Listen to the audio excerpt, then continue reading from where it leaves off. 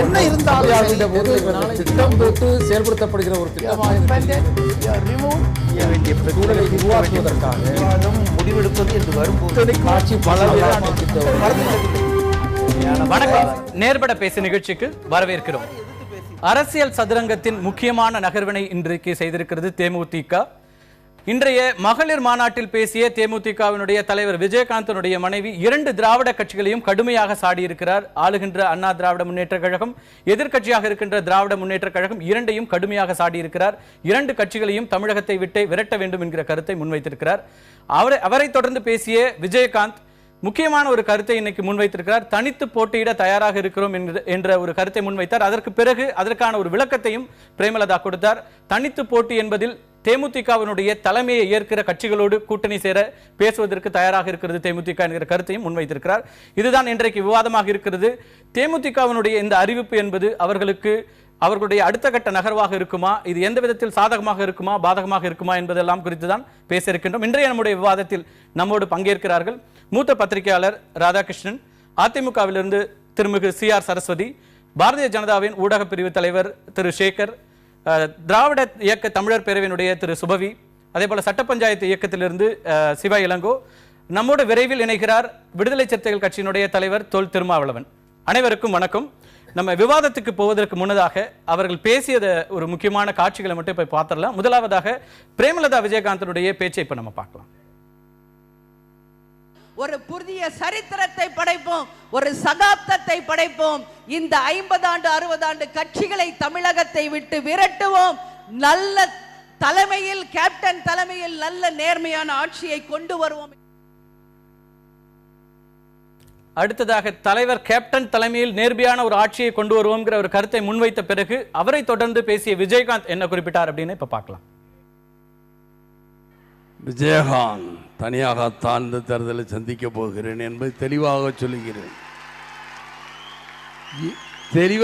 தெளிவாக சொல்லி இவங்க என்ன சொல்லுவாங்க, நீங்களாம் கைதுறீங்கள, நானே காஞ்சிபுரத்தில் கிங்காக இருக்கணுமா கிங் மேக்கராக இருக்கணுமா, கிங்காக தான் இருக்கணும். அங்கேயும் கேட்டேன், அதேபோல் என் தொண்டர்களையும் கேட்டேன், மகளிரினை சேர்ந்தவர்களும் பணம் கட்ட வந்தால் அவங்களையும் கேட்டேன், இப்போ உங்களையும் கேட்குறேன்.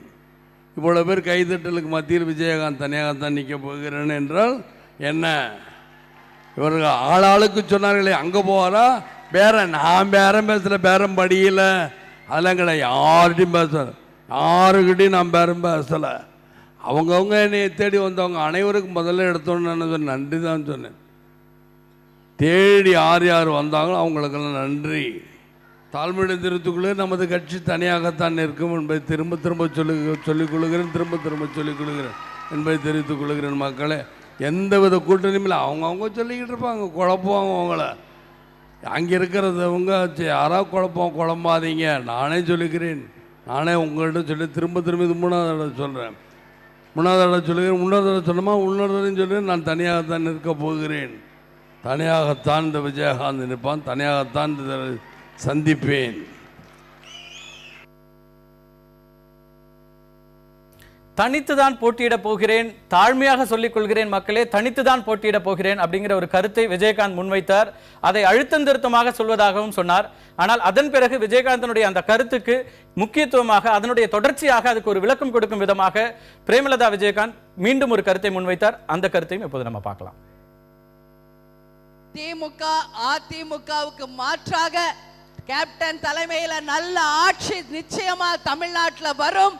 அந்த ஆட்சி மக்கள் ஆட்சியாக வரும் வரும் வரும் என்று தெரிவித்துக் கொண்டு அதே சிந்தனையுடன் இருக்கும் அத்தனை நல்ல கட்சிகளும் கேப்டன் கிட்ட வந்து பேசணும் என்பதையும் கேட்டுக்கொண்டு,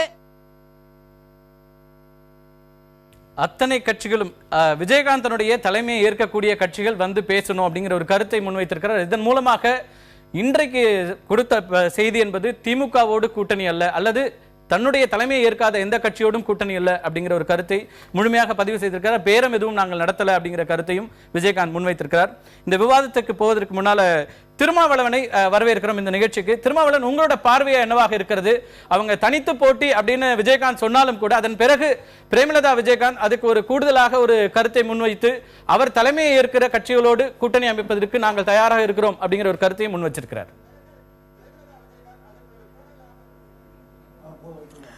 அதாவது திரு விஜயகாந்த் அவர்கள் தனக்கு எதிராக பரப்பப்பட்ட அவதூறுகளை தவிடுபடியாக்கியிருக்கிறார். தொடர்ந்து அவர் இங்கே பேரம் பேசுகிறார், அங்கே பேரம் பேசுகிறார் என்றெல்லாம் அவருக்கு எதிராக பல்வேறு யூகங்கள் அல்லது விமர்சனங்கள் அல்லது அவதூறுகள் பரப்பப்பட்டு வந்தன. அந்த பரபரப்பான விமர்சனங்களுக்கு தற்போது அவர் முற்றுப்புள்ளி வைத்திருக்கிறார். அந்த வகையில் நான் அவருடைய முடிவை வரவேற்கிறேன். தனித்து போட்டி என்பதோடு விஜயகாந்த் அவர்கள் தன்னுடைய உரையை முடித்துக் கொண்டார். ஆனால் அதன் தொடர்ச்சியாக அவருடைய துணைவியார் அவர்கள் பேசுகிற போது நண்பர் விஜயகாந்த் அவர்களின் தலைமையில் ஒரு கூட்டணி அமையும் என்பதை அவர் தெளிவுபடுத்தியிருக்கிறார். அந்த கூட்டணியில் சேருவோர் சேரட்டும் என்று அறைகூவலும் விடுத்திருக்கிறார். எங்களை பொறுத்தவரையில் மக்கள் நல கூட்டணி ஏற்கனவே நாங்கள் தெளிவாக அறிவித்திருக்கிறோம். இந்த அறிவிப்பு, இந்த முடிவு மக்கள் நல கூட்டணிக்கு எந்த பாதிப்பும் இல்லை, எந்த அதிர்ச்சியும் இல்லை. நால்வரும் இந்த கூட்டணியில் இருக்கிற 4 தலைவர்களும் ஏற்கனவே காஞ்சிபுரம் மாநாட்டில் அவரை ஒரு தலைமை ஏற்கக்கூடிய கட்சிகள் அப்படின்னாங்க. கிங்ஷிப்பா அப்படிங்கிற அந்த ஒரு கேள்வி வந்தது. அப்படி ஏற்கக்கூடிய நிலைமையில மக்கள் நல கூட்டணி இருக்கிறதா? அவரை முதலமைச்சர் வேட்பாளராக முன்னிறுத்துவதற்கு மக்கள் நல கூட்டணி தயாராக இருக்கிறதா?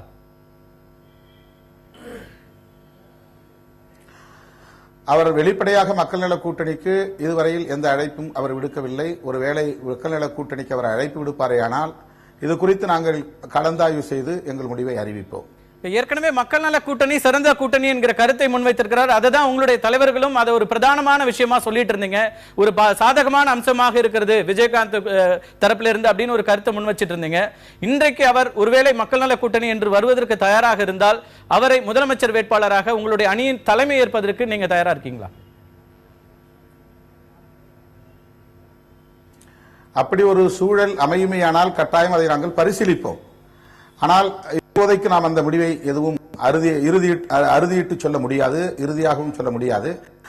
நண்பர் விஜயகாந்த் அவர்களின் அடுத்த கட்ட நகர்வு என்னவாக இருக்கிறது, என்ன உத்திகளை அவர் கையாளப் போகிறார் என்பதை பொறுத்து மக்கள் நல கூட்டணி அதை ஆய்வு செய்து அறிவிக்கும்.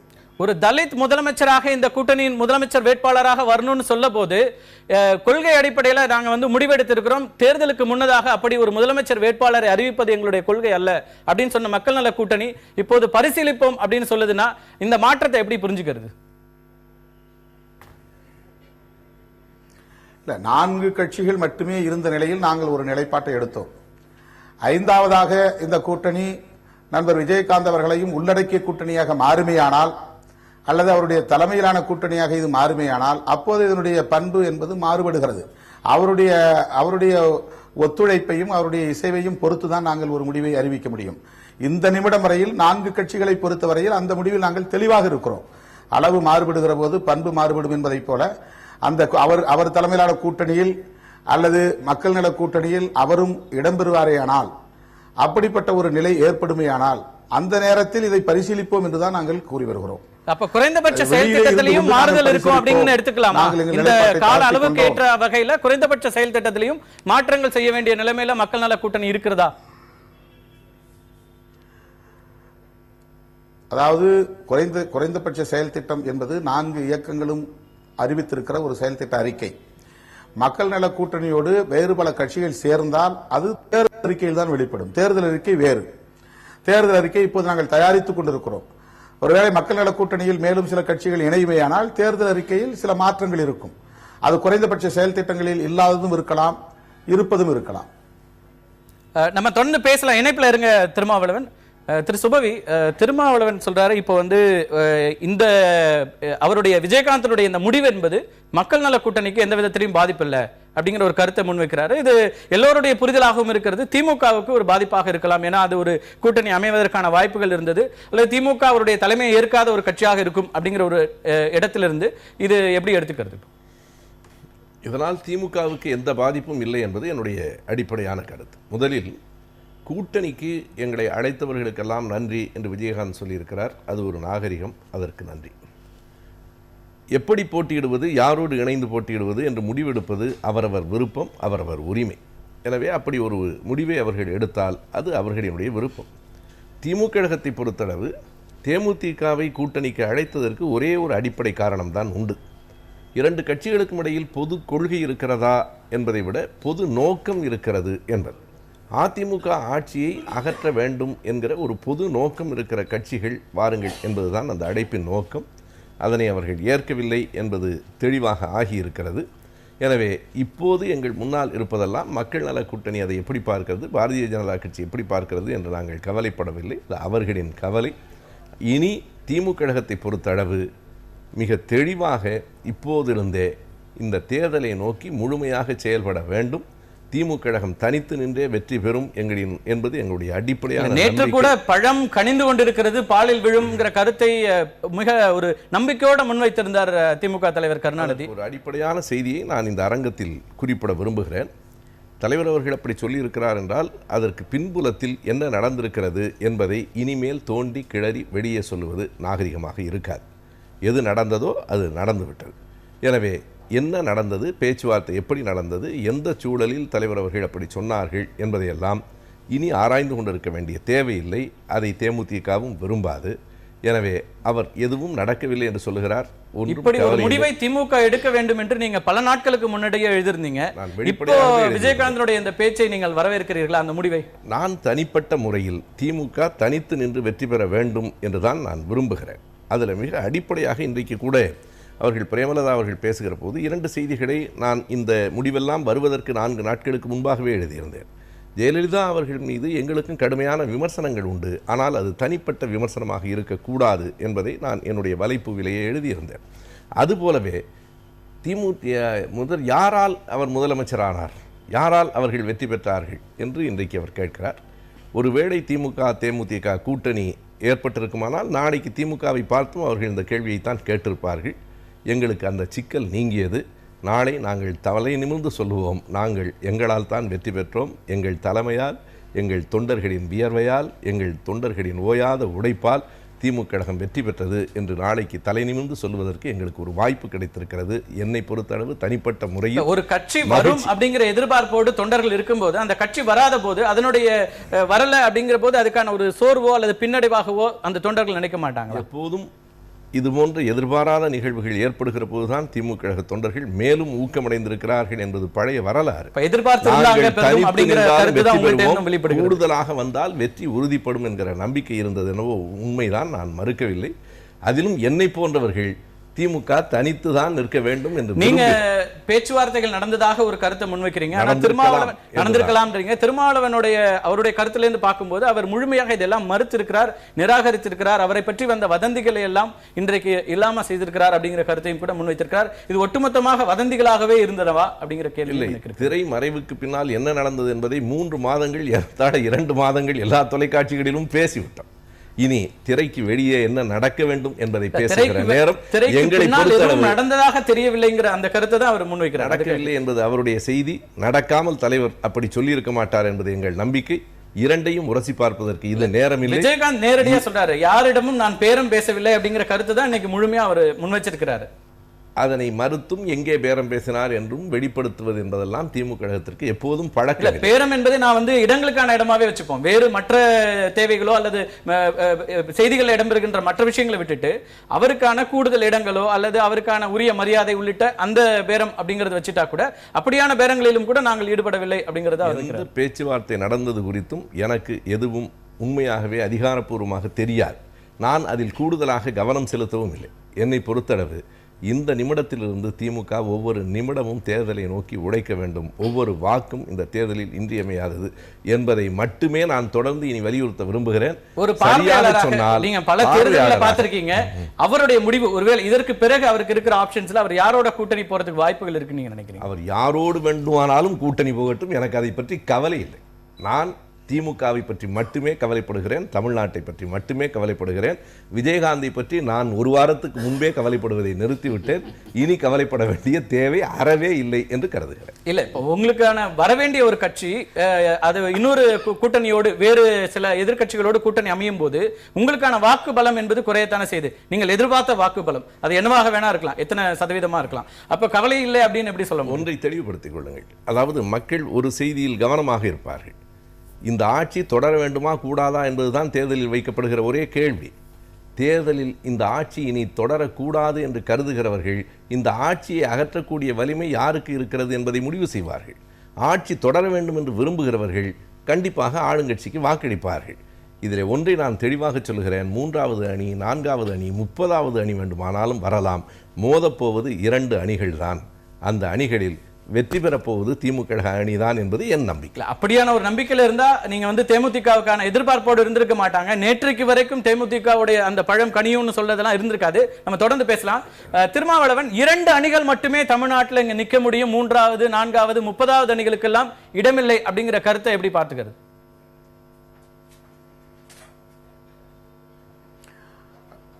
அண்ணன் சுபவி அவர்கள் திமுகவும் அதிமுகவும் வாக்கு வங்கியால் வலிமையுள்ள கட்சிகள் என்கிற பொருளில் அந்த கருத்தை அவர் கூறியிருக்கிறார். ஆனால் இன்றைய அரசியல் சூழல் அதிலிருந்து முற்றிலும் மாறுபட்டிருக்கிறது என்பதுதான் என்னுடைய நம்பிக்கை. ஏனென்றால் வெறும் வாக்கு வங்கி வலிமையை மட்டுமே வைத்து நாம் அரசை தீர்மானித்துவிட முடியாது. உள்ளபடியே திமுகவும் அதிமுகவும் வாக்கு வங்கி வலிமையுள்ள பெரிய கட்சிகள் என்பதை அனைவரும் அறிவோம். ஆனால் இன்றைக்கு கட்சி சாராத பொதுமக்களுடைய மனோநிலை என்னவாக இருக்கிறது, அதுதான் மிக முக்கியமானது. அந்த மனநிலையை வைத்துதான் இன்றைக்கு தனித்து போட்டியிடக்கூடிய துணிச்சல் பல்வேறு கட்சிகளுக்கு உருவாகி இருக்கின்றன.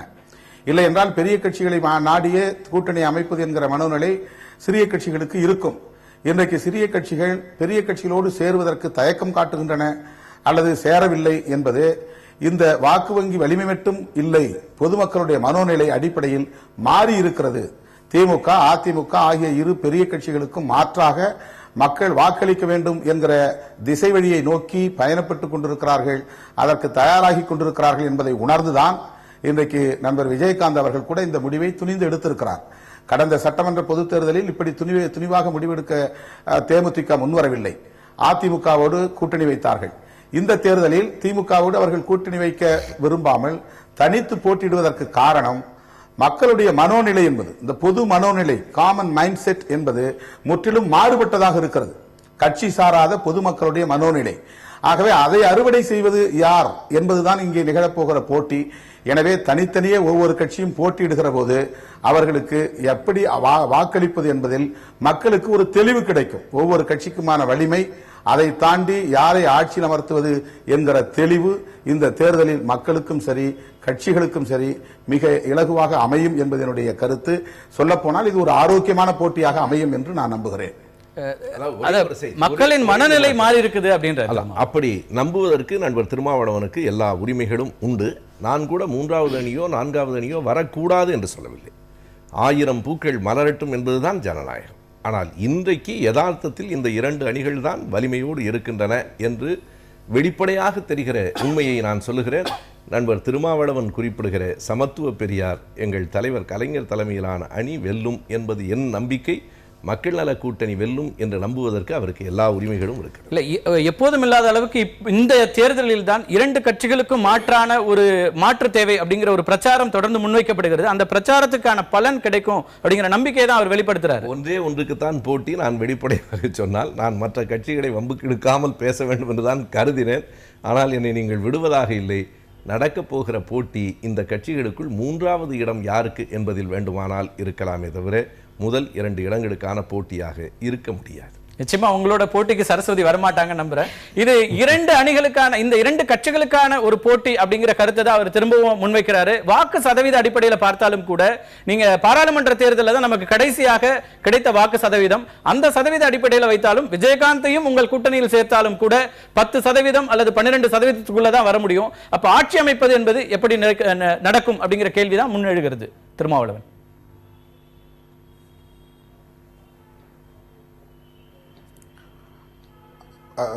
அதாவது 2 கட்சிகள் பெரிய கட்சிகள், அது யாரும் மறுக்க முடியாது. அவருடைய வாக்கு வங்கிகள் என்பது கூட்டணியோடு இணைந்த ஒரு வாக்கு வங்கி என்பதையும் நாம் மறுத்துவிடக் கூடாது. அது திமுகவுடைய வாக்கு வங்கியாக இருந்தாலும் சரி, அதிமுகவுடைய வாக்கு வங்கியாக இருந்தாலும் சரி, இந்த வாக்கு வங்கிகள் தனித்து பெற்ற வாக்கு வங்கி அல்ல.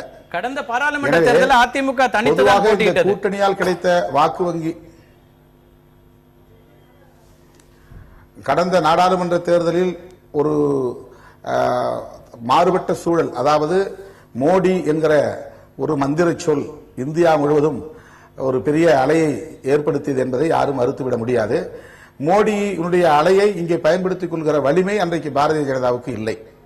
மோடி அலையில் அவர்களுக்கு கிடைக்கக்கூடிய அந்த வாக்குகள், அதை நல்லபடியாக அறுவடை செய்து கொள்ளக்கூடிய வகையிலே இங்கே பாரதிய ஜனதா நல்ல ஒரு அணியை அமைக்கவில்லை. எனவே பாரதிய ஜனதாவுக்கு கிடைக்கக்கூடிய வாக்கு வங்கி அனைத்தும் அதிமுகவுக்கு கிடைத்தது என்பதுதான் உண்மை. இது அரசியல் வல்லுநர்களின் கருத்து. எனவே அந்த வாக்கு வங்கியை மட்டுமே வைத்து நாம் ஒரு முடிவுக்கு வர முடியாது. ஒவ்வொரு தேர்தலிலும் மக்களுடைய மனோநிலை என்பது மாறுபடுகிறது. இதே அதிமுக எம்ஜிஆர் இருந்த போதே நாடாளுமன்ற தேர்தலில் 2 இடங்களில் மட்டும்தான் வெற்றி பெற்றது.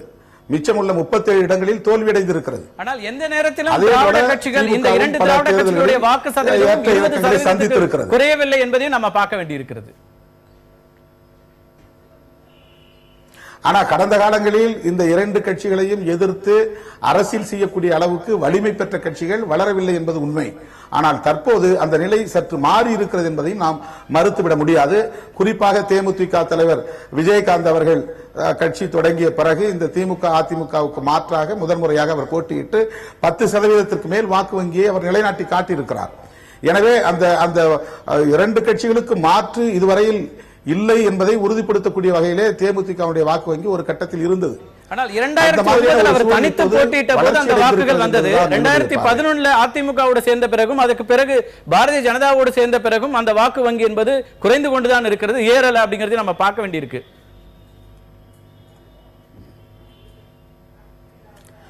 தனித்து போட்டியிடுகிற போது ஒரு கட்சி பெறுகிற வாக்கு வங்கி அதுதான் உண்மையாக மக்கள் அவர்களுக்கு அளிக்கிற ஆதரவு என்று நாம் புரிந்து கொள்ள முடியும். கூட்டணியிலே இப்போது நாங்கள் கூட திமுக கூட்டணியில் போட்டியிட்டு பெற்ற வாக்குகள் முழுமையாக விடுதலை சிறுத்தைகளுக்கு கிடைத்த வாக்குகள் என்று நாம் கூற முடியாது. திராவிட முன்னேற்ற கழகத்துக்கான வாக்குகளும் எங்களுக்கு சேர்ந்து கிடைத்திருக்கிறது. எனவே அந்த வாக்கு வங்கியில் ஏற்ற இறக்கம் இருக்கத்தான் செய்யும். கூட்டணிக்கார வாக்குகள், அதாவது போட்டியிடுகிற தொகுதிகளின் எண்ணிக்கையை பொறுத்துதான் வாக்கு வங்கி சதவீதத்தை கணக்கிடுகிறார்கள். அதை வைத்துக் கொண்டு ஒருவருடைய சக்தியை இவ்வளவுதான் என்று முடிவுக்கு வரக்கூடாது. 234 சட்டமன்ற தொகுதிகளில் நாங்கள் 10 தொகுதிகளில் போட்டியிடுகிறோம். மிச்சமுள்ள 224 தொகுதிகளில் சராசரியாக ஒரு தொகுதிக்கு 5000 வாக்குகள் என்று வைத்துக் கொண்டால் கூட இந்த வாக்குகள் அனைத்தும் நாங்கள் சார்ந்த கூட்டணிக்கு போய் சேருகிறது. எங்கள் வாக்கு வங்கி கணக்கிலே சதவீதத்திலே அது சேருவதில்லை. எனவே கூட்டணியோடு இணைந்து போட்டியிடுகிற போது ஒரு கட்சி பெறுகிற வாக்கு வங்கியை அந்த கட்சிக்கே உரிய வாக்கு வங்கி என்று முடிவு செய்வது ஏற்புடையதல்ல, அது சரியானதும் அல்ல. உங்களுடைய நம்பிக்கைகள், வாக்குகளை பொறுத்தவரைக்கும் உங்க நம்பிக்கைகள் அப்படியே இருக்கட்டும். என்னுடைய குறைந்தபட்சமான கேள்வி, உங்களுடைய குறைந்தபட்ச செயல் திட்டத்தில் மதவாதத்தை நிச்சயமாக ஏற்கல. நீங்க மதவாதத்துக்கு எதிரான ஒரு அணியாக இருக்கிறது. ஆனால் அதே நேரத்தில் நீங்க மதவாத கட்சி என்று சொல்லப்படுகின்ற பாரதிய ஜனதா கட்சியோடு வெளிப்படையாக அவரும் பேசுகிறார் விஜயகாந்த். அப்படி இருக்கிற ஒருவரோடு நீங்கள் உங்களுக்காக கொள்கைகளை காம்ப்ரமைஸ் பண்ணிக்க அவருடைய தலைமையை ஏற்பதற்கு தயாராக இருப்பது அப்படிங்கிறது நீங்க ஒரு பெரிய அளவில் காம்ப்ரமைஸ் பண்ணிக்கிறதா வராதா?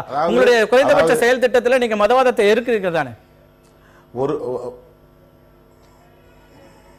ஒரு செய்தியை நாம் திருப்பி படிக்க வேண்டும். அதாவது விஜயகாந்த் பாரதிய ஜனதாவோடு பேசிக் கொண்டிருக்கிறார் அப்படிங்கறதை விட விஜயகாந்துடன் பாரதிய ஜனதா பேச்சுவார்த்தை நடத்தியது என்று நாம் புரிந்து கொள்ள வேண்டும். அவரிடத்திலே ஒரு குறிப்பிட்ட சதவீத வாக்கு வங்கி இருக்கிற காரணத்தினால் அவர் யாரோடையும் பேசல, யாரெல்லாம் அவரை கூட்டணிக்கு அழைத்தார்களோ அவர்கள் தான் பேசினார்கள். ஆமாமா, எங்களுக்கும் பொருந்தும். நாங்க தான் கட்டாயமா நான் மக்கள் நல கூட்டணியை பொறுத்தவரையில் நாங்கள் தேடி போய் அவர் எங்களுடைய கருத்துக்களுக்கு ஆதரவு தெரிவித்த காரணத்தால் அவருக்கு நன்றி சொல்லிவிட்டு இந்த கூட்டணியை வலிமைப்படுத்த வாருங்கள், ஒரு மாற்று சக்தி என்று நீங்கள் சொல்லுகிறீர்கள், அதையே தான் நாங்களும் சொல்லுகிறோம். எனவே எங்களோடு வாருங்கள் என்று நாங்கள் வெளிப்படையாக அழைப்பு விடுத்தோம். எனவே அதனால்தான் அவரும் சொல்லுகிறார், கூட்டணிக்காக தேடி வந்தவர்களுக்கு நன்றி என்று சொல்லுகிறார். எனவே அவர் எல்லோரோடும் பேசுகிறார் என்று நாம் தொடர்ந்து சொல்லுவதிலே அர்த்தம் இல்லை என்பது என்னுடைய கருத்து. அவங்க பாரதிய ஜனதா கட்சியோடு அவர் பேசவில்லை என்று நீங்கள் முழுமையாக நம்புகிறீர்கள், அப்படி எடுத்துக்கலாம் இல்லையா? பாரதிய ஜனதாவை தேடி போய் என்னை நீங்கள் உங்கள் கூட்டணியில் சேர்த்துக் கொள்ளுங்கள், அல்லது என்னை நீங்கள் தலைவராக ஏற்றுக்கொள்ளுங்கள், அல்லது என்னை முதல்வராக ஏற்றுக்கொள்ளுங்கள் என்று பொருள்படும்படி அதை பார்க்க கூடாது. பாரதிய ஜனதா நாம் ஏற்கனவே ஒரு கூட்டணியை அமைத்தோம், நாம் சேர்ந்திருப்போம் என்று விஜயகாந்த் அவர்களை சந்தித்தது என்பதுதான் உண்மை. ஏனென்றால் நாங்கள் எந்த கூட்டணியும் இல்லை என்று அவர் ஒரு ஆங்கில எட்டுக்கு பேட்டி அளித்தார். ஆனாலும் பாரதிய ஜனதா தலைவர்கள் தொடர்ந்து என்ன சொன்னார்கள் என்றால், எங்கள் கூட்டணியில் தான் விஜயகாந்த் இருக்கிறார் என்று திரும்ப திரும்ப சொன்னார்கள். எனவே பாரதிய ஜனதா தான் மறுபடியும் விஜயகாந்த் அவர்களை நாடி போனதை தவிர பாரதிய ஜனதாவை விஜயகாந்த் நாடி போனார் என்று சொல்லக்கூடாது என்கிற அர்த்தத்தில் நான் சொல்லுகிறேன். இப்போது அவர்களுக்கும் ஒரு வாய்ப்பு இருக்கிறது, அவருடைய தலைமையை ஒருவேளை பாரதிய ஜனதாவோடு கூட்டணி இணைந்திருப்பார். விஜயகாந்தனுடைய தலைமையை ஏற்பதற்கு பாரதிய ஜனதா முன்வந்தால் ஒரு கூட்டணி அமையவும் வாய்ப்பு இருக்கிறது தானே? அப்படி ஒரு கூட்டணி அமையாது என்பது என்னுடைய நம்பிக்கை. கட்டாயமாக நண்பர் விஜயகாந்த் அவர்களின் தலைமையிலான கூட்டணியில் பாரதிய ஜனதா இடம்பெறுவதற்கு வாய்ப்பில்லை. அதற்கு அவர் உடன்படுவதாக இருந்திருந்தால் அந்த பேச்சுவார்த்தை சுமூகமாக முடிந்திருக்கும். பாரதிய ஜனதாவோடு அவர் போக மாட்டார் என்று நான் நம்புகிறேன். சேகர், இடைவேளைக்கு முன்னாடி திருமாவளவன் சொல்றாரு, இது எந்த கட்டத்திலும் பாரதிய ஜனதா கட்சியோடு கூட்டணி வைக்க மாட்டார் விஜயகாந்த் அப்படிங்கிற கருத்தை முன்வைக்கிறாரு. நீங்க எப்படி பாக்குறீங்க? உங்களுடைய பேச்சுவார்த்தைகள் பல கட்டங்கள் நடந்துட்டு இருக்கு, பல தலைவர்கள் பல நாட்கள் போறாங்க, பக்கத்து தெருவிலே இருக்கிறதுனால உங்களுடைய மாநில தலைவர் அடிக்கடி போய் வந்துட்டு இருக்கார் அப்படிங்கிற கருத்தெல்லாம் வந்து கொண்டிருக்கிறது. இன்னமும் நம்பிக்கையோடு பாரதிய ஜனதா கட்சி இருக்கிறதா? இல்லை, நான் இன்றைய நிலைமை ஒரு நல்ல முடிவை விஜயகாந்த் சொல்லியிருக்காருன்னு ரொம்ப சந்தோஷமாக இருக்கேன். ஏன்னு கேட்டால், ஏதோ ஒரு காலகட்டத்தில் ஏதோ ஒரு முற்றுப்புள்ளி வர வேண்டும். அவர் விஜயகாந்தை பொறுத்த மட்டும் இன்றைக்கு தனியாக போட்டின்னு சொன்னார். அதுக்கப்புறம் பிரேமலதா அதற்கு விளக்கம் சொல்லி கூட்டணிக்காக இன்னொரு ஆப்ஷன் கதவைகளை திறந்து விட்டாங்க. எனவே அவர்களுடைய லுக்கிங் அவுட், கூட்டணிகளை தேடி அவர்கள் நிற்கணும். ஏன்னா தனியாக நிற்க முடியாது.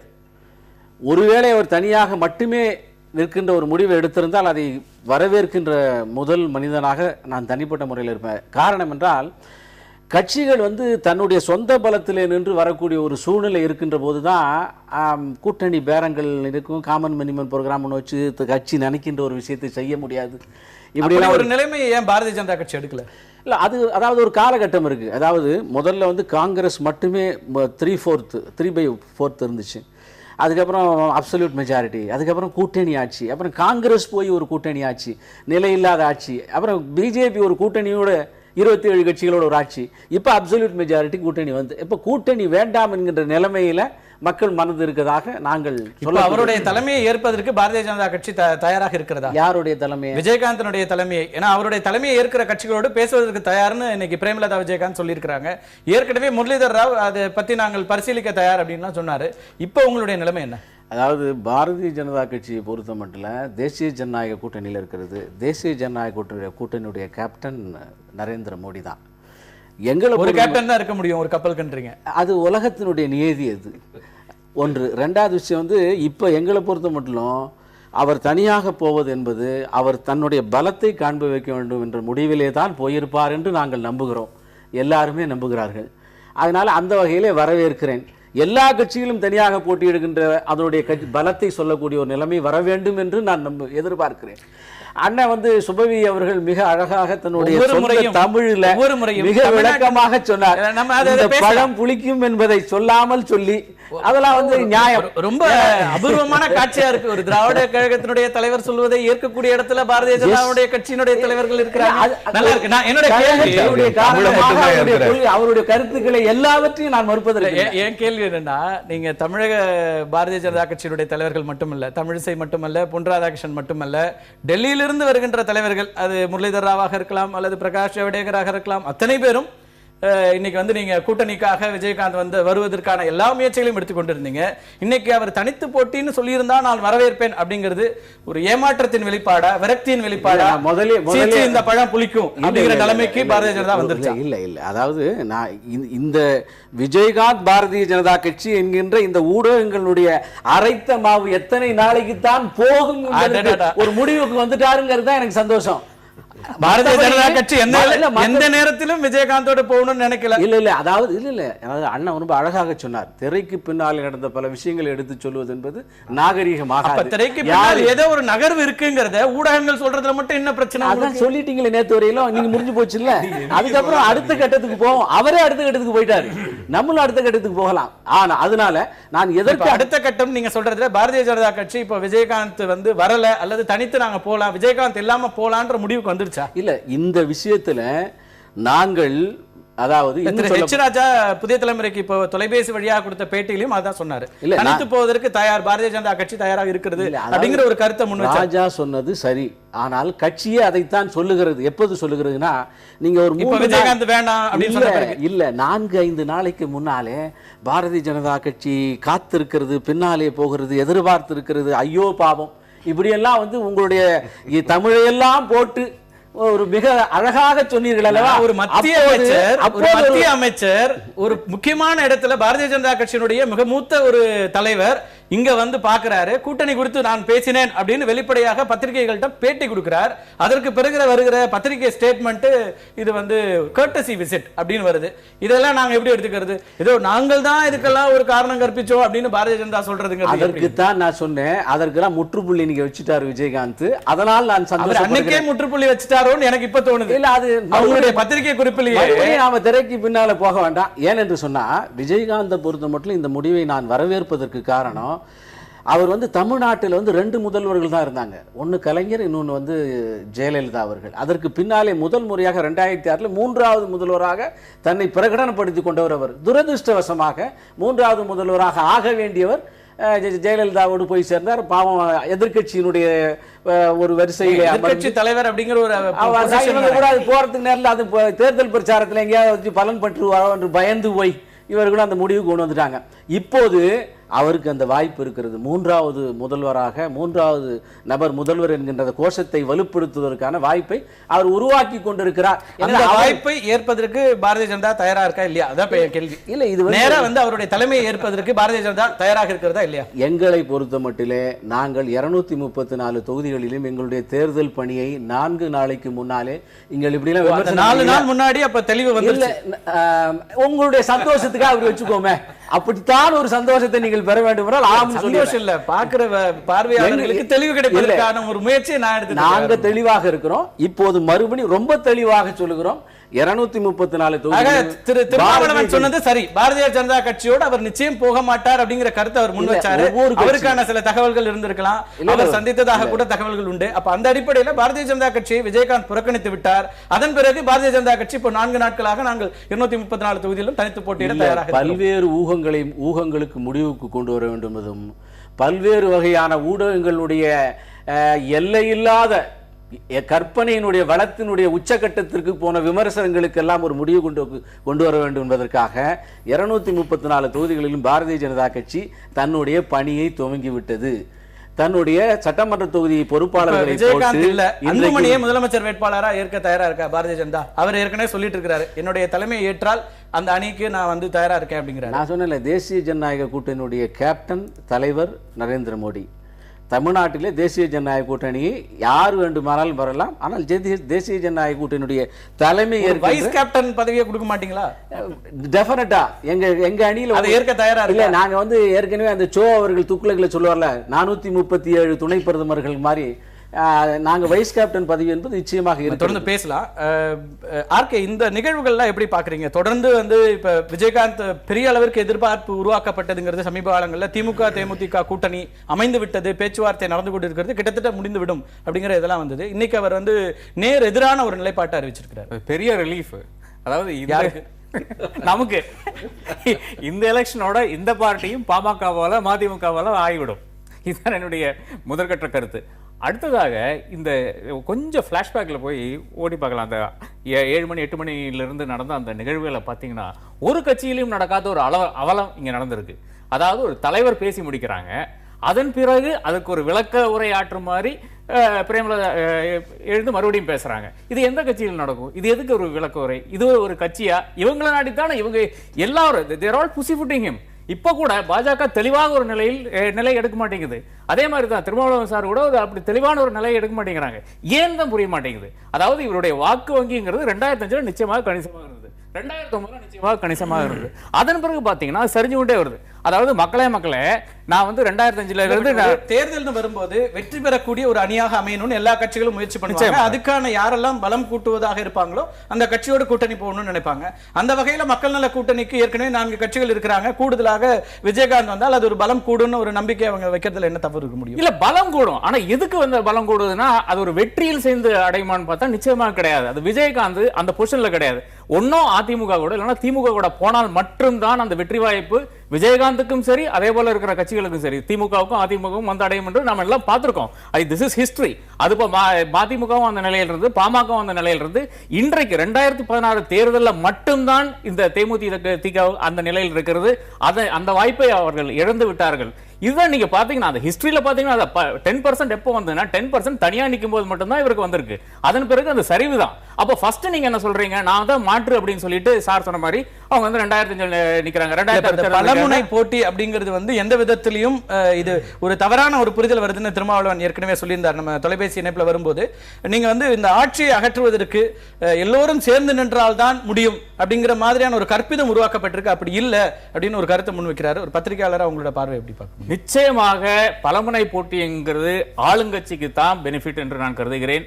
அது திமுகவினை பலகீனப்படுத்தும். இந்த தேர்தல் இப்படியே போய்விட்டால் நிச்சயமாக இது DMK is going to lose this election தான் என்னுடைய கருத்து. திரு திருமாவளவன் அவர் ராதாகிருஷ்ணன் சொல்றதும் சரி, மற்ற இதற்கு முன்னால் வைக்கப்படுகின்ற விமர்சனம், நேற்று கூட திமுக பொருளாளர் ஸ்டாலின் முன்வச்சது மக்கள் நல கூட்டணி அப்படிங்கிறது வந்து ஒரு அதிமுகவோட பி டீம் தான், இது ஆளும் கட்சிக்கு சாதகமாக அமையக்கூடியதுதான். இந்த விமர்சனத்தை தொடர்ந்து நீங்க எதிர்கொண்டு வரீங்க. ஆனால் இந்த நிலையில இது ரொம்ப முக்கியத்துவம் பெறுவதாக இருக்கிறது. அதனால இந்த கேள்வியை மீண்டும் உங்கள்கிட்ட எழுப்ப வேண்டியிருக்கிறது. அதாவது அதிமுகவை எதிர்த்து மக்கள் நல கூட்டணி கடுமையான பிரச்சாரத்தை மேற்கொண்டு வருகிறது. சொல்லப்போனால் இன்றைய 3 கட்ட பிரச்சார பயணத்தில் அதிமுகவை திமுக விமர்சிக்காத அளவுக்கு நாங்கள் விமர்சித்திருக்கிறோம். இந்த மது பிரச்சனையாக இருந்தாலும் சரி, ஊழல் பிரச்சனையாக இருந்தாலும் சரி, மிக கடுமையாக 4 தலைவர்களுமே வெளிப்படையாக பேசியிருக்கிறோம். அதன் பின்னரும் திரும்ப திரும்ப அது பினாமி டீம் என்று சொல்லுவது எந்த அடிப்படையில் என்று என்னால் விளங்கிக் கொள்ள முடியவில்லை. அப்படி செயல்பட வேண்டிய அவசியம் மக்கள் நல கூட்டணிக்கு கிடையாது.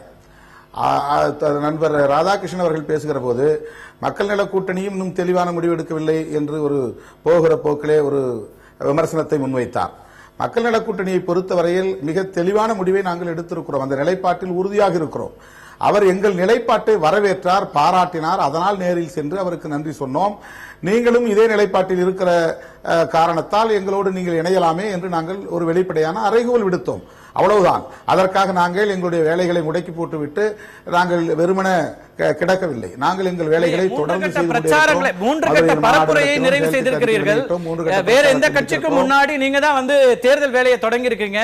3 கட்ட பரப்புரைக்கும் கூட தொகுதி உடன்பாடு காண முடியாத சூழல்ல மக்கள் நல கூட்டணி இருந்ததற்கான காரணம் விஜயகாந்த் வருகைக்காக காத்திருப்பு அப்படிங்கிறது தானே புரிஞ்சு கொள்ள முடியுது. இல்லை இல்லை, நாங்கள் வந்து இப்போ 13ஆம் தேதி மறுபடியும் சென்னையிலே ஒரு நாள் பயணத்தை நாங்கள் மேற்கொண்டிருக்கிறோம். 13ஆம் தேதி முடிந்தவுடனே தொகுதி பங்கீடு தொடர்பான வேலைகளையும் நாங்கள் தொடங்கிவிட்டோம். ஒவ்வொரு கட்சியும் எந்தெந்த தொகுதிகளில் நாங்கள் போட்டியிடப் போகிறோம் என்று 4 கட்சிகளும் எங்கள் பட்டியலை நாங்கள் தயாரித்து கையில் வைத்திருக்கிறோம்.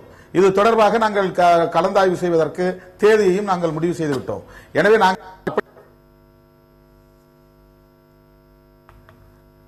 தொடர்ந்து இணைப்பில் இருங்க. சரியா தொழில்நுட்ப கோளாறு என்று இருக்கிறது. சரஸ்வதி, ஒரு தைரியமான முடிவை விஜயகாந்த் எடுத்திருக்கார் அப்படின்னு சொல்ல முடியுமா? திமுக வேண்டாம் அப்படின்னு முடிவு எடுத்துட்டாரு. தனித்து அவருடைய தலைமையில ஒரு அணி அமைக்கிறேன்னு சொல்லிட்டாரு. அந்த தைரியம் உங்களுக்கு இருக்குதான்ற கேள்வியை பிரேமலதா இன்னைக்கு எழுப்பி இருக்கிறாங்க. எப்படி தைரியமான முடிவா இருக்க முடியும்? 2 தடவை 3 தடவை சொன்னாரு, ஏழை முடுற மாதிரி திரும்ப திரும்ப சொன்னாரு தனிச்சு போட்டின்னு. முடிச்சோன்னு அவங்க மனைவி மைக்க வாங்கினாங்க. சார் சொன்ன மாதிரி எங்கள் தலைமையை ஏற்றுக்கொள்ள கூட்டணிகள் வரலான்னு தனிச்சு நிக்கக்கூடிய அதிமுக ஏற்றுக்கக்கூடிய தைரியமோ துணிவோ நிச்சயமா கிடையாது. விஜயகாந்த் தன்னுடைய நிலைப்பாட்டை வெளிப்படுத்துறதுக்கு முன்னாடி தனித்து போட்டி 234 தொகுதிகளிலும் தனித்து போட்டின்னு ஜெயலலிதா அறிவிப்பாரா அப்படிங்கிற கேள்வி அவங்க எழுப்பிட்டே இருக்காங்க. ஏற்கனவே நாடாளுமன்றத்தில் அறிவித்து தேர்தலை சந்தித்து வெற்றி காஞ்சிபுரத்திலும் இதே கேள்வி இப்ப சொல்ற இவர்களுக்கு கடைசி அந்த அம்மா ஒரு டயலாக் சொல்லி முடிச்சாங்கல்ல, இவர்களுக்கு துணிவு தைரியம் இருந்தால் நாளைக்கு மறுபடியும் மறுபடியும் வாங்கியோ உங்களெல்லாம் கூப்பிட மாட்டாங்க. நான் பிரஸ் திட்டாங்க, நான் டிவி பாக்குறது இல்ல, பிரஸ் பேசுறது இல்ல, அம்மா பத்தியே பேசுறாங்க, எங்க புருஷனுக்கு தொண்டை கட்டுருக்கு. எனக்கு புதுசா ஒரு 5 ஆண்டுகளாக முதலமைச்சரும் செய்தியாளர்களை பார்க்கலங்கிறது உண்மைதான். காரியெல்லாம் துப்புனது இல்லைங்க, யாரையும் தலையில அடிச்சது இல்ல, காரி துப்புனது இல்ல. அதெல்லாம் நாங்க என்ன பண்ணிருக்கோமா? நான் ஒண்ணே ஒண்ணு பொருள், ஒரு தொண்டை கட்டு வந்து தொண்டை வலி வந்தா மக்களுடைய பிரச்சனைகளை முன்வைக்கிறதா ஊடகங்களோட பணி. அது ஒவ்வொரு நேரத்திலும் சில நேரங்களில் வேணும்னா ஊடகங்களை ஏற்பீங்க, சில நேரங்களில் அது தனி விவாதம். என்னோட கேள்வி செல்லன் அவர்களே, ஒரு ஊடகத்தை நம்ம பேசலாம், ஆனால் இப்படியெல்லாம் ஊடகத்தை யாருமே நடத்தினது இல்ல. ஒண்ணு. இன்னொன்னு பிரேமலதா அவர்களை கேட்கிறேன், இன்றைக்கு இவ்வளவு பேசுறீங்க இல்ல, இந்த முரசு சின்னத்தை கொடுத்ததே எங்கள் கூட்டணிக்கு வந்த பிறகுதான். அவர்களுக்கு துணிவு இருந்தா முதல்ல அந்த முரசு சின்னத்தை ஹேண்ட் ஓவர் பண்ணிடுங்க. உங்களை முதலமைச்சர் பதவி கொண்டு வந்ததே நாங்க தான். அப்ப தனிச்சு சொல்லுங்க, சவால் விடுறேங்க, இங்க இருந்தா சவால் விடுறேன். கடைசியா ஒரு கோரிக்கை வச்சாங்கல்ல, புருஷன் சொன்னதை மறுத்த இல்ல இல்லை எங்கள் தலைமை ஏற்போல் வரலான்னு ஒரு செக் வச்சுட்டு உட்கார்ந்துருக்காங்கல்ல, அப்பவே அதான் கட்சி தலைவர் சொன்னது. அது கட்சி குடும்ப கட்சி தான், மனைவி மச்சான் புருஷன் அதான் கட்சி. நீங்க வந்து நம்ம கேப்டன் மட்டும் தனி கட்சின்னு நினைக்காதீங்க. அது ஒரு குடும்ப கட்சி. சரி, அதாவது அதுக்கான கணவர் ஆட்கள் பேசுவார், இல்ல. மனைவி ஒரு கருத்தை சொல்வார், மச்சான் ஒரு கருத்தை சொல்வார், அது வேற விஷயம். இப்ப நாங்க கேக்குறோங்க, தனியா நில்லுங்க, தைரியமா வந்து கூட்டணி முரசை திருப்பி கொடுத்துருங்க. தமிழ்நாட்டை விட்டு திமுக அதிமுகவை விரட்டுவதுதான் அவர்களுடைய நோக்கம் அப்படின்னு சொல்லி இன்னைக்கு ஒரு சவால் எடுத்திருக்கிறாங்க. அவர்கள் சவாலோடயே வந்து நிக்கட்டுங்க.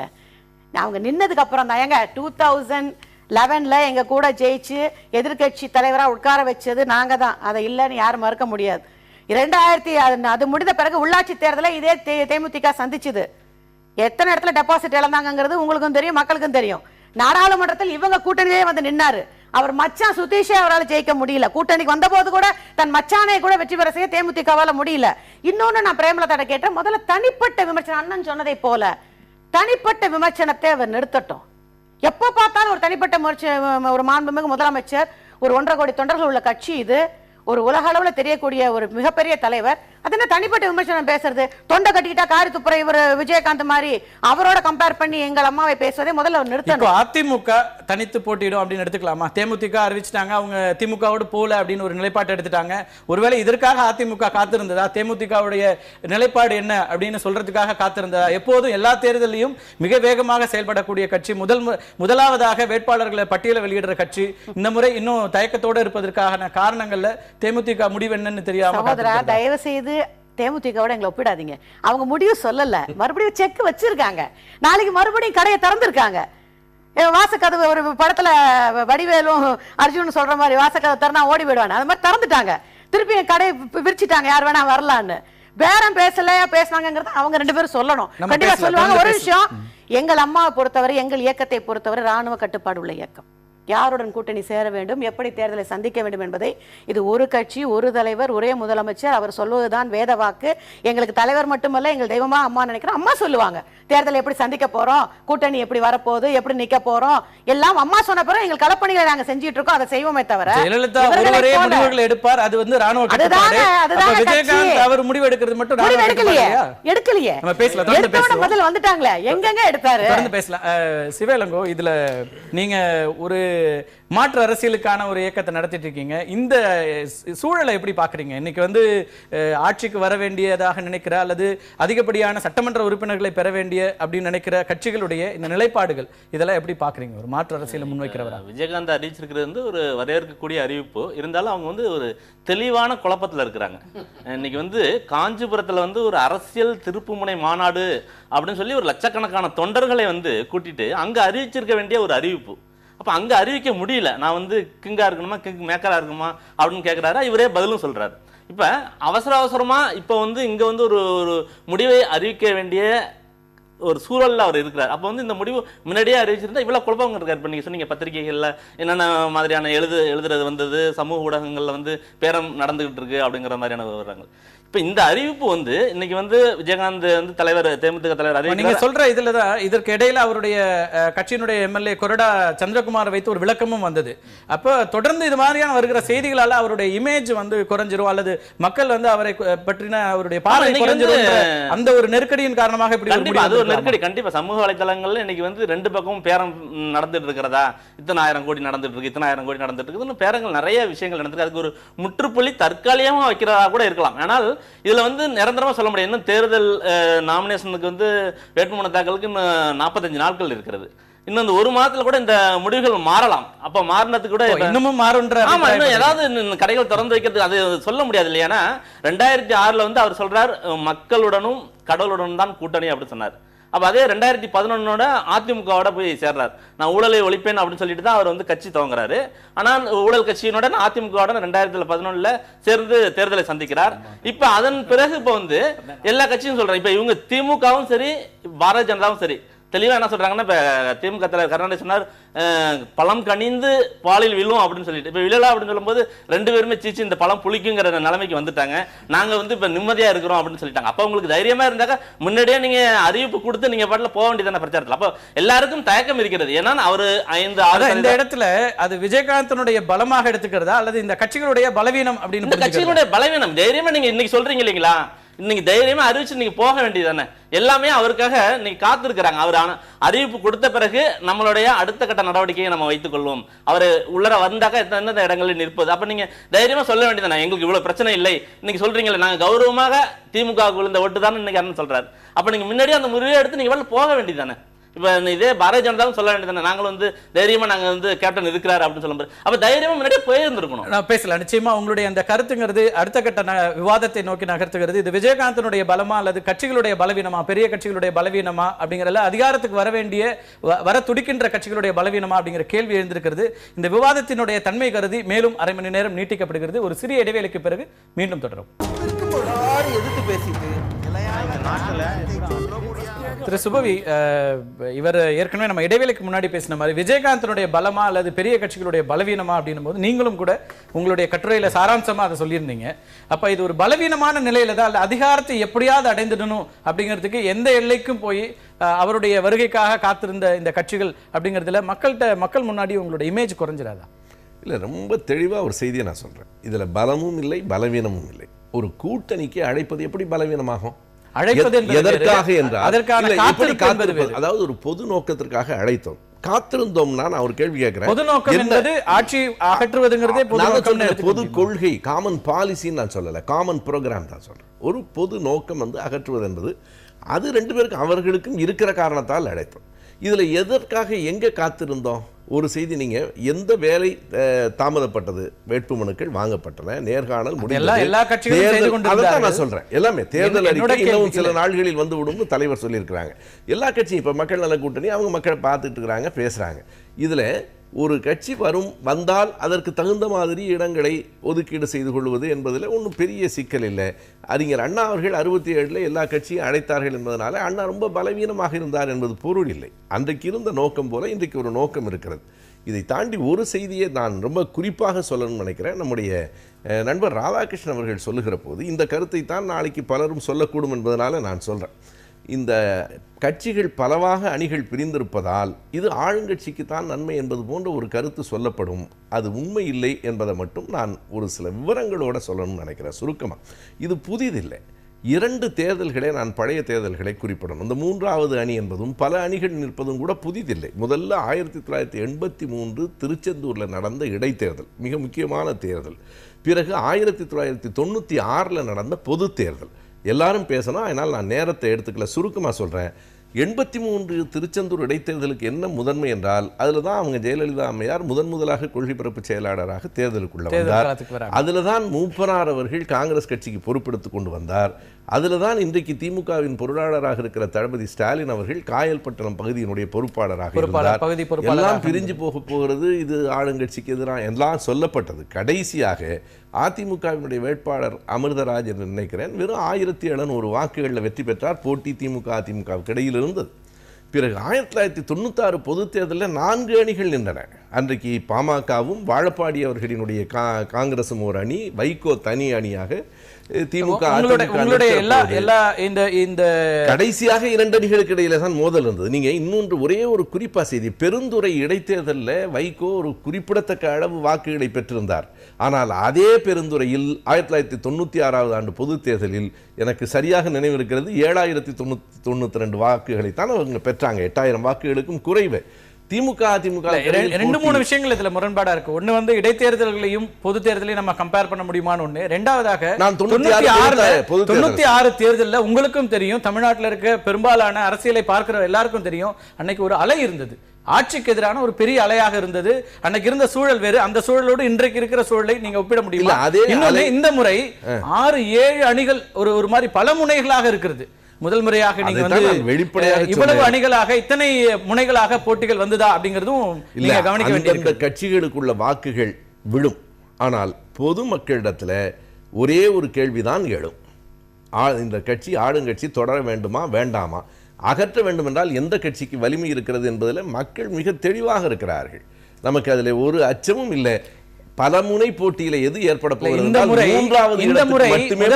இந்த முறை முதல் முறையாக எப்பவுமே ஆளுங்கட்சிக்கு எதிரான விமர்சனத்துல எதிர்நிலையில் இருக்கிறவங்க எதிர்கட்சிகளை குறிவைக்க மாட்டாங்க. இந்த முறை திமுகவையும் விமர்சித்து பல பேர் பேசுறாங்க. பாரதிய ஜனதா கட்சி பேசுகிறது, மக்கள் நல கூட்டணி பேசுகிறது, பாட்டாளி மக்கள் கட்சி பேசுகிறது, மாற்றம் என்று சொல்கிற சட்ட பஞ்சாயத்திலிருந்து அத்தனை பேரும் சொல்கிறார்கள். அது திமுகவின் வலிமையை காட்டுகிறது. நீங்க ஆளுங்கட்சிக்கு மக்கள் மத்தியில் அது ஒரு எண்ணத்தை உருவாக்காத மொத்த பேரும் மொத்த கட்சிகளும் நீங்க இந்த இது தேர்தல் நடைமுறையில் இதுவரைக்கும் இருக்கிற கட்சிகள் வேறு, புதிதாக மாற்றங்களை சொல்லி வருகின்ற இந்த போன்ற அமைப்புகளும் கூட, அது பச்சை தமிழகமாக இருக்கலாம் அல்லது சட்ட பஞ்சாயத்து சேர்ந்து 51 இயக்கங்களை சேர்த்து ஒரு கட்சி என்று வருகிறது, இவங்க எல்லாமே அந்த விமர்சனங்களை முன்வைக்கும் போது அது ஒரு பலவீனத்தை உண்டாக்காது. அது இன்னொரு விதத்தில் திமுகவுக்கு ஆதரவாகத்தான் அமையும், அல்லது இன்னொரு விதத்தில் திமுக தொண்டர்களுக்கு ஊக்கமாக அமையும். பல இடங்கள்லேருந்து நம்மை குறிவைக்கிறார்கள் என்றால் இந்த தடைகளை எல்லாம் தகர்த்து போயாகணுங்கிற ஒரு ஊக்கத்தை, வேகத்தை நான் வேணா இன்றைக்கு சொல்லுகிறேன். நீங்கள் நாளையிலிருந்து பாருங்க, திமுகவினுடைய வேலைகளில் ஒரு புதிய வேகம் எழுச்சி கண்டிப்பாக இருக்கும். அது எங்களுக்கு நல்லது. திரு சேகர், ஒருவேளை நீங்க இப்ப கடுமையாக தேமுதிகவை விமர்சிக்கிற ஒரு சூழல் வந்திருக்கிறீங்க, இன்னொரு பக்கம் ராஜ்யசபால அதிமுக உங்களுக்கு ஆதரவாக வாக்களிக்கிறது, இந்த அதிமுக பாரதிய ஜனதா கூட்டணிக்கான வாய்ப்புகள் இருக்கிறதா?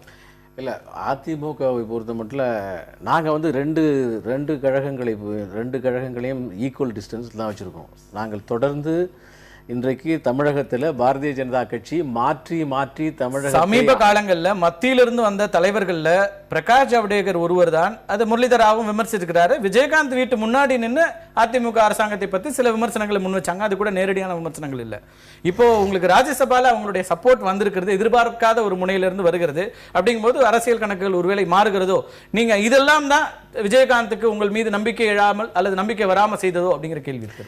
இல்லை, அது வந்து ஆட்சியில் அரசு இருக்கக்கூடிய கட்சியில் வந்து ஒரு முதலமைச்சர் இவங்க நிச்சயமாக வந்து ஒரு மிக பலம் பொருந்திய கட்சி பாராளுமன்றத்தில். அதனால தான் நாங்கள் வந்து சபாநாயகருடைய பொசிஷனையும் அவங்களுக்கு கொடுத்துருக்குறோம். அது வந்து ஒர்க்கிங் ரிலேஷன்ஷிப்பு. அது காங்கிரஸ் ஆளுங்க பொலிட்டிக்கல் ரிலேஷன்ஷிப்பா கன்வெர்ட் ஆகிறதுக்கான வாய்ப்புகளை முழுமையா நிராகரிக்க முடியுமா? தமிழகத்தை பொறுத்த மட்டும் பாரதிய ஜனதா கட்சி திமுக அதிமுக ஒரே மாதிரியாகத்தான் பார்க்கிறது.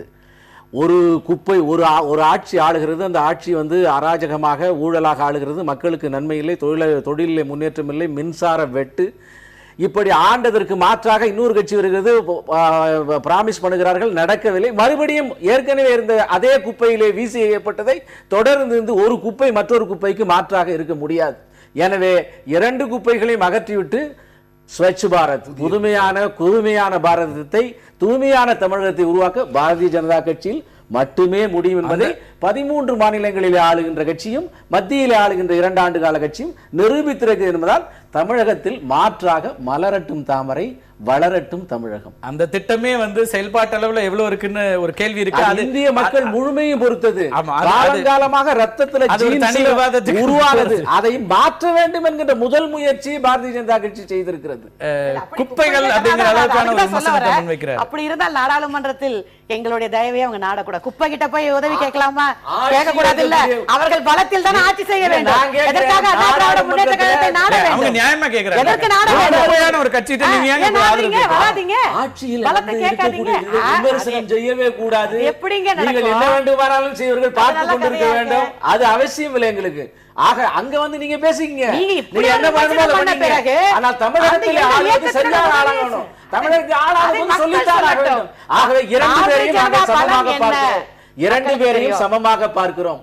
மாற்று வேண்டும் என்பதற்காக பாரதிய ஜனதா கட்சி இந்த தேர்தல் நிற்கிறது. சரியான மாற்று. இந்த இடம் அந்த சேலஞ்சஸ் மக்களுக்கு சொல்றோம். மக்கள் விரும்பினால் பாரதிய ஜனதா பெர்ஃபார்மன்ஸ் இனிமேல் நாடாளுமன்றத்தில் பாரதிய ஜனதா எங்களை எதுவும் கேட்க கூடாது. ஆக இங்க பெருக்கிறவங்க இல்லையா, அவங்க குப்பையை பல லட்சம் கோடி செலவு பண்ணி ஒரு நாள் குப்பையை விரட்டினவங்க இல்லையா, அவங்க பெருக்கிறேன்ட்டு ஒரே ஒரு நாள் பல லட்சம் சரஸ்வதி அவர் சொல்றது ஒரு பக்கம் இருக்கட்டும், மாற்று வேண்டும் என்பதற்கு அவர் சொல்றது ஒரு பக்கம் இருக்கட்டும். மொத்த கட்சிகளும் இங்க இருக்கிற அத்தனை எதிர்க்கட்சிகளும் வைக்கிற விமர்சனம் என்பது இது ஊழல் நிறைந்த ஆட்சியாக இருக்கிறது, இந்த ஆட்சி முற்றிலுமாக அகற்றப்பட வேண்டும் அப்படிங்கிற கோரிக்கையை தான் முழுமையா வச்சிட்டு இருக்காங்க. பல குற்றச்சாட்டுகளை முன்வைக்கிறாங்க. அது பாரதிய ஜனதா கட்சி மட்டும் வைக்கல, திமுக மட்டும் வைக்கல, ஒட்டுமொத்த எதிர்க்கட்சிகளும் வைக்கிறாங்க. அப்படிங்கும்போது உங்களுக்கான ஒரு துணையே இல்லாம ஒரு கட்சியாக இருக்கிறது அப்படின்னா அதை எப்படி எடுத்துக்கிறது? இந்த குற்றம் வைக்கிற அனைத்து கட்சிகளும் எங்க வந்து அங்கீகாரம் வாங்கினாங்க? அனைத்து கட்சிகளுக்கும் எங்க வந்து சின்னம் கிடைச்சது? ஆரம்பத்துல இருந்து அதிமுக வேண்டாம் அரசியல்ல ரெண்டு நீங்க யாரோட சேர்ந்தாலும் அவர்களுடைய பலம் உங்களுக்கு, உங்களுடைய பலம் அவர்களுக்கு. கூட்டணி அரசியலை பொறுத்த வரைக்கும் ரெண்டு பேருக்குமே ஒருத்தருக்கு ஒருத்தர் இணைப்பு தான். நீங்க வந்து ஏதோ முழுமையாக உங்களுடைய ஆதரவனால மட்டுமே அவங்களுக்கு பலம் வந்தது மாதிரி. அதிமுக வாக்கு வங்கி இன்றைக்கு யாராலையும் மறுக்க முடியாது. இருக்கிற கட்சியிலேயே அதிக வாக்கு வங்கி உள்ள இயக்கம். அப்படி ஒரு இடத்துல அதிமுக இருக்கும்போது, மீண்டும் ஆட்சி அமைக்க போற ஒரு இடத்துல இருக்கும்போது, ஏன் இத்தனை கட்சிகளும் உங்களை கடுமையா விமர்சிக்க போறாங்க? தேர்தலில் வெற்றி பெறணும்னு நினைப்பாங்க, உங்க கூட வர்றதுக்கு ஏன் தயக்கம் இருக்கு? இன்னைக்கு அவர்களை பொறுத்த வரைக்கும் எல்லாருக்கும் சிஎம் ஆகணுங்கிற ஆசை வந்துருச்சு. என்ன பண்ணுவீங்க? எத்தனை சீஃப் மினிஸ்டர் கேண்டிடேட் நிக்க போறாங்க எங்களுக்கே தெரியல. சீஃப் மினிஸ்டர் எங்களுக்கு கஷ்டங்க. எங்களுக்கு ஒரே தலைவர், ஒரே முதலமைச்சர். அதனால தான் வெளியில போய் பேசுறீங்க. எங்க கூட நின்னு, எங்க கூட அங்கீகாரம் வாங்கி, எங்க கூட ஜெயிச்சு, எங்க கூட எல்லாரும் ரொம்ப குறைவா இருக்கு. இவங்க ரெண்டு பேருக்கு ரொம்ப குறைவா கொடுத்திருக்கோம். இப்ப அவங்களுக்கா நிறைய கருத்தா 96லயும் 2006லயும் நிலவென்ற அந்த சூழ்நிலை 2016ல கிடையாது. அது நாம தெளிவா வச்சுக்கிறோம். ஃபர்ஸ்ட். ரெண்டாவதாக இப்ப தேமுதிக வந்து திமுக கூட போலனா, திமுகவினுடைய மாவட்ட செயலாளர் இருந்து அது கீழே கடைசி தொண்டன் வரை சோர்ந்து விடுவான். ஆனா நாள் இருக்குல்ல, இப்ப 2 மாத காலம் இருக்கும்போது அந்த மாற்றம் வராது. அந்த சோர்வுங்கிறது ஒரு வாரம் இருக்கலாம் அதிகபட்சமாக. நான் என்ன இல்ல அதுல என்ன சொல்றேன்னா, அந்த பில்டப் ஏன் கொடுத்தீங்கன்னா, திமுக தரப்புல இருந்து ஏன் அந்த பில்டப் வந்து, தேமுதிக வந்துச்சுன்னா நம்ம வந்து வலுவான கூட்டணி நிச்சயமாக நான் வந்து ஸ்வீப் பண்ணி போட போல்ஸ் ஏன் அந்த தோற்றத்தை கொடுத்தீர்கள்? அது காங்கிரஸ் திமுக மட்டும் இருந்தா போறோம், நாம டெஃபினட்டா ஸ்வீப் பண்ணுவோம் அப்படின்னு சொல்லி வேலைகளை ஆரம்பித்துக்க வேண்டும். அது செய்யவில்லை. தேமுதிகவுக்காக காத்து கொண்டே இருந்தார்கள் என்றுதான் என்னுடைய ஃபர்ஸ்ட். தமிழ் மாநில காங்கிரஸோட நிலை என்ன ஆகுங்கிறது சேர்த்து நீங்களே சொல்லிடலாம். தமிழ் மாநில காங்கிரஸ் ஒரு கட்சி இருக்கா தமிழ்நாட்டுல? அப்படி நம்ம குறைச்சு மதிப்பிட முடியாது. இல்ல ஒரு அவர்களுக்கான இப்போ தேவை அதிமுக ஒருவேளை இந்த நிலைமையில கூட்டணியை பெரிய அளவுக்கு தேடுமா அப்படிங்கிற கேள்வியும் இருக்கிறது. அப்ப அவங்களுக்கான ஒரு இடங்கள் அதிகமா கிடைக்கிறதுக்கு வாய்ப்பு இருக்கா அப்படிங்கிற கேள்வியும் இருக்கு. இல்ல இப்போ இந்த தேமுதிகவோட இந்த டிசிஷன்னால அதிமுகவுக்கு இனி கூட்டணி வேண்டாம் என்றுதான் என்னுடைய கருத்து. அதிமுக கூட்டணியை எதிர்பார்த்து இருக்கிற கட்சிகளுக்கான வாய்ப்புகள் இப்ப கட்சியோ அல்லது பல கட்சிகள் சொல்லப்படுகின்றன. அதிமுக அது எல்லா கட்சிகளுக்கும் குறைவு. அடுத்ததாக இது யாரு பெனிஃபிட் ஆகுனா, இந்த ஒரு பிரச்சனையினால தேமுதிகனுடைய இந்த அறிவிப்பினால நிச்சயமாக அதிமுக பெனிஃபிட் ஆகுது. இரண்டாவதாக பாஜக பெனிஃபிட் ஆகுது. எப்படின்னா, அடுத்த ராஜ்யசபா தேர்தல் 6 பேர் ரிட்டையர் ஆகிறாங்க ஜூன் 19. அந்த ராஜ்யசபா தேர்தல் வரப்போகுது. இப்ப திமுக கூட்டணியில் தேமுதிக வந்துருச்சுன்னா நிச்சயமாக அது வலுவான கூட்டணி. இது நானே சொல்லியிருக்கேன், இந்த மேடையிலே சொல்லியிருக்கேன். அவங்க வந்து இந்த போல்ஸ் ஸ்வீப் பண்ணியிருப்பாங்க. ஒரு 4 பேர் திமுக இருந்து 2 பேர் காங்கிரஸ்ல இருந்து ராஜ்யசபால போய் உட்கார்ந்துருவாங்க. அந்த வாய்ப்பை நழுவ விட்டார்கள். இப்போ அடுத்ததாக அதிமுக தான் போக போறதுதான் என்னுடைய கருத்து. இப்போ சிவலங்கோ, தொடர்ந்து இந்த கட்சிகள் எல்லாம் இத்தனை விஷயங்களை பாக்குறாங்க. நீங்க ஒரு மாற்றம் முன்வைக்கிறீங்க. இந்த சூழல்ல உங்களுக்கான மாற்றத்துக்கான இடம் எவ்வளவு தூரம் இருக்கு? இப்ப விஜயகாந்த் வந்து இவ்வளவு தூரம் விமர்சனத்துக்கு உள்ளான போது அவருடைய அந்த இமேஜ் பாதிப்புங்கிறது அவர் சேர்கிற இடத்துக்கும் அது சேருமா? அந்த இமேஜ், அவரை பத்தின விமர்சனங்கள் நிறைய முன்வைக்கப்படுகிறது. அவருடைய கன்சிஸ்டன்சி பத்தி, அவருடைய மற்ற விஷயங்கள் குறித்து எல்லாம் வரும்போது அந்த விமர்சனங்கள் அவர் சேரப்போற கூட்டணியும் பாதிக்கும்னு நினைக்கிறீங்களா? முதல்ல கேட்ட கேள்விக்கு வந்து, ஏற்கனவே இப்போ ஆண்டு இருக்கிற கட்சி, ஏற்கனவே ஆண்ட கட்சி, 2 கட்சியுமே ஊழல் கட்சிங்கிறதுல மாற்று கருத்து கிடையாது. இன்னைக்கு வந்து மக்களுக்கு தெளிவாக தெரியுது. இதுக்கு ஒரு மாற்றா இப்போ வந்து இளைஞர்கள், சமூகநல ஆர்வலர்கள் வந்து ஒரு குடையின் கீழே வந்து மக்களை போய் சந்திக்கிறது. இவங்க என்ன சொல்றாங்க, திமுக அதிமுக தான் இன்னைக்கு வலுவான ஒரு கட்சியா இருக்குது, நாங்கள் வந்து போட்டியிட போறோம், இது யதார்த்தம் அப்படின்னு சொல்றாங்க. அது இல்லை, இதுக்கு மாற்றா இளைஞர்கள் இன்னைக்கு சமூக ஆர்வலர்கள் களத்தில் இருக்கிறாங்கன்னு சொல்லிட்டு தான் நாங்கள் புதிய சக்தி அணியை இப்போ உருவாக்கி இருக்கிறோம். இப்போ வந்து தேமுதிக வந்து இந்த அறிவிப்பு போனதுனால ஒரு தரம் தாழ்ந்த அரசியல் வரக்கூடும். என்னன்னா, ஏற்கனவே வந்து மதிமுக வந்து திமுகவுக்கு வரல அப்படின்னு சொல்லிட்டு அந்த கட்சியை உடைக்கிற வேலையை வந்து திமுக செஞ்சாங்க. இப்போ நிறைய மாவட்ட செயலாளர்கள் வந்து உடைச்சி திமுக கொண்டாந்தாங்க. இப்போ வந்து தேமுதிக வரல அப்படின்னாக்கா அந்த வேலையும் செய்யக்கூடிய கட்சிகள் இருக்குமா என்னன்னு தெரியல. இப்போ வந்து அதே வேலையை வந்து அதிமுக செஞ்சாங்க. சமத்துவ மக்கள் கட்சி, சரத்குமார் கட்சியை வந்து வரல அப்படின்னு சொல்லும் போது உடைக்கிற வேலைகள் செஞ்சாங்க. அப்போ வந்து தரம் தாழ்ந்த அரசியல் இனி நடக்கக்கூடிய இருக்கு. கண்டிப்பா இல்ல, நீங்க அப்படியே உடைக்க வேண்டிய அவசியம் எல்லா மக்களுக்கு தெரியும். ஊடகங்கள் திமுகவும் அதிமுகவும் தனக்கு இணக்கமாக வரக்கூட கூட்டணிக்கு வராத கட்சிகளை உடைக்கும் வேலைகளை செய்கிறார்கள். இப்ப தரந்தாழ்ந்த அரசியல் ஒரு பக்கம் நடந்து கொண்டிருக்கிறது. அந்த பக்கம் தேமுதிக வந்து இந்த மாதிரியான ஒரு பேரங்கள் பேசிக்கிட்டு இருக்கிறார்கள் அப்படிங்கிறது தெளிவா மக்களுக்கு தெரியுது. அது வந்து சமூக வலைதளங்கள்னால எதுவும் நடந்துச்சா, திரைமறைவில் நடக்கலையா அப்படிங்கிறது வேற விஷயம். ஆனால் இப்போ வந்து அவரே சொல்றாரு, அவர் அதை மறுக்கிறாரு. அப்படியான பேரங்கள் அப்படின்னாக்க தரந்தாழ்ந்த அரசியல்னா எல்லா வண்டிலையும் போய் சீட்டு போட வேண்டிய அவசியம் கிடையாது, துண்டுபட்டு இருக்க வேண்டிய அவசியம் கிடையாது. தெளிவா முன்னாடியே சொல்லியிருக்கோம். இந்த பக்கம் வந்து மக்கள் நல கூட்டணி, இந்த பக்கம் திமுக, அந்த பக்கம் பாரதிய ஜனதா, எல்லாத்துலயும் துண்டுபட்டு வைக்கிறார். அப்போ வந்து தெளிவான ஒரு முடிவை எடுத்திருக்கணும். அதான் நான் ஆரம்பத்தில் சொன்னா அவங்க தெளிவான ஒரு குழப்பத்தில் இருக்கிறாங்க இது வரைக்கும். இது வந்து இன்னும் கூட ஒரு விமர்சனம் இருக்குது. இது வந்து ஆட்சியில போய் சம்பாதிக்கிறது ஒரு வகை, ஆட்சிக்கு போறதுக்கு முன்னாடியே சம்பாதிக்கிறது ஒரு வகை அப்படிங்கிற மாதிரியான ஒரு கிண்டலுமே இருக்குது. அதுக்கான எந்த ஆதாரமும் இல்லாம நம்ம அப்படியான விஷயங்களை போக முடியுமான்னு தெரியல. ஆமா, அது சமூக வலைத்தளங்கள்ல வரக்கூடிய ஒரு செய்திகள் இது மாதிரி வந்துட்டு இருக்கு. அப்ப வந்து இனி வந்து இது வந்து தரந்தாழ்ந்த அரசியல் வரக்கூடாது அப்படின்னு சொல்லிட்டு தான் இளைஞர்கள் நாங்க வந்திருக்கிறோம். கண்டிப்பாக ஒரு மாற்ற பத்தி நிறைய கட்சிகள் சொல்றாங்க. அந்த மாதிரியான கட்சிகளோடு நீங்கள் இணைந்து செயல்பாட்டுவது சொல்லக்கூடிய உதாரணத்துக்கு வந்து மக்கள் நல கூட்டணி வந்து இருக்கிற 4 கட்சியுமே இந்த ஊழல் கட்சிகளோட திமுக அதிமுக கூட்டணி வைத்தவர்கள். அவர்களுக்கு இல்ல அதான் நாங்க வந்து திருத்தலான்னு போனோம், அவங்க திருந்தல, அதனால தனித்து வந்து நாங்க மாற்றம் வைக்கணும்ங்கிறது எந்த உறுதியுமே கிடையாது.